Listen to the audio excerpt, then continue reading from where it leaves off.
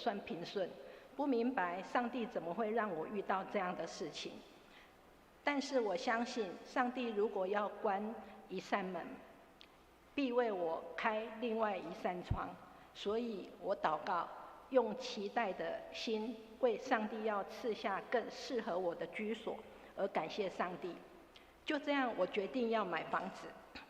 在灵修时，上帝赐下他的话语，在诗篇27篇14节，要等候耶和华，当壮胆，坚固你的心。我在说，要等候耶和华。诗篇39篇9节，因我所遭遇的出于你，我就默然不语。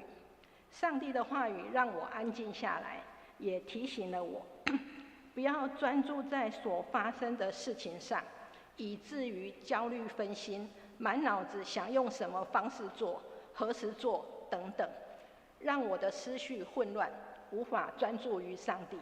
这时候我就开始用祷告等候上帝，又觉得自己的力量微小，决定写中保代祷卡，请教会的兄姐一起祷告，力量会大一点。因为中保代祷团队是祷告的军队。在写中保代祷卡的时候，发现我不清楚要买什么样的房子，而且现在房价这么贵，我负担得起吗？所以我又再一次来到上帝的面前，祷告，寻求上帝的心意。在以赛亚书41章10节，你不要害怕，因为我与你同在；不要惊惶，因为我是你的上帝，我必坚固你，我必帮助你，我必用我公义的右手扶持你。所以大胆的开了5个条件。第一个就是要有和善的邻居和安全安静的环境。2就是在东区教会附近骑车10分钟可到。3 600万以下。第4要有电梯。第5 2房1厅20平左右。除了写代祷卡，我也请小组的姐妹们一起祷告。因我开出的条件，很多人都觉得我会买不到房子，这帮助我看到自己的不足，要更谦卑，更多的依靠上帝。我相信我的上帝是大有能力的。在以赛亚书43章19节，看啊，我要做一件新事，如今要发现，你们岂不知道吗？我必在旷野开道路，在沙漠开江河。因上帝要在我这软弱的人身上彰显他的荣耀。就这样，我在短短的两个星期就买到在东区骑车10分钟可到教会，26平，600万以下，有电梯，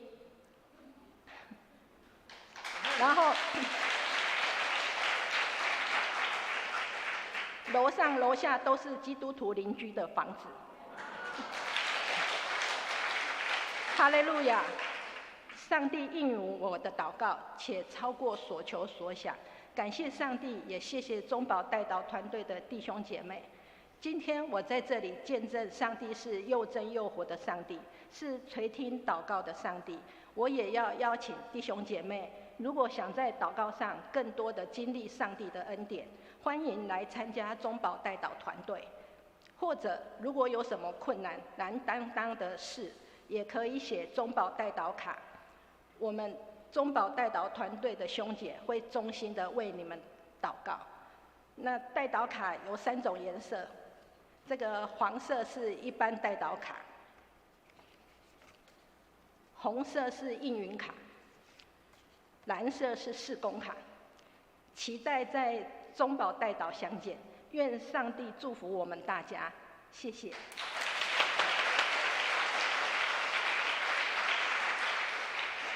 好，很感谢婉丽姐妹她的见证哈。